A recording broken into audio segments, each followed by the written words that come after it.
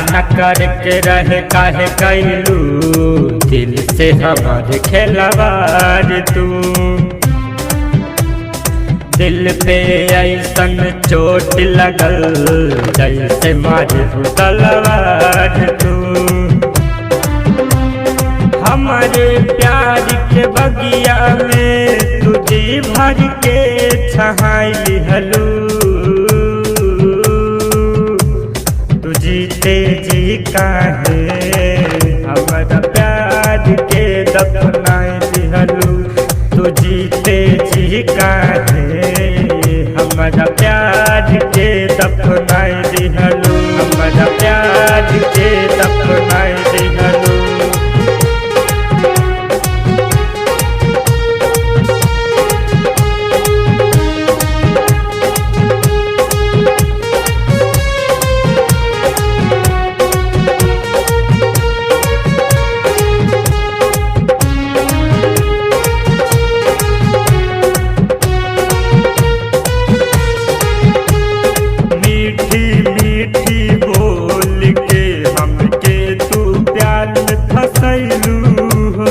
हमरे नाम के चीता तू मन ही मन में जलैलू हो।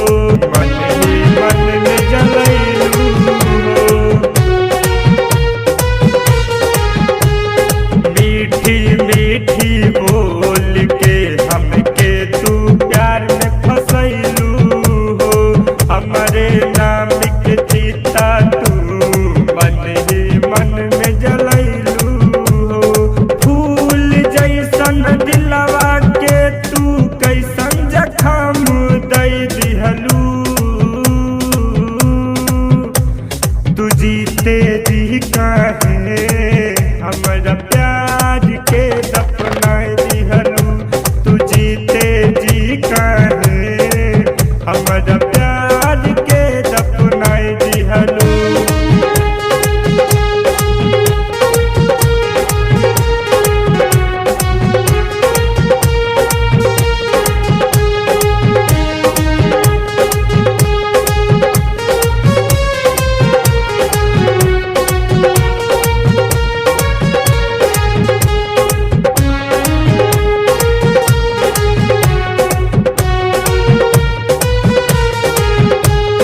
तोहरे हाथ पकड़ के हम चल गए बड़ी दूर हो। जनती ऐसन तू करबू देती सथवा दूर हो।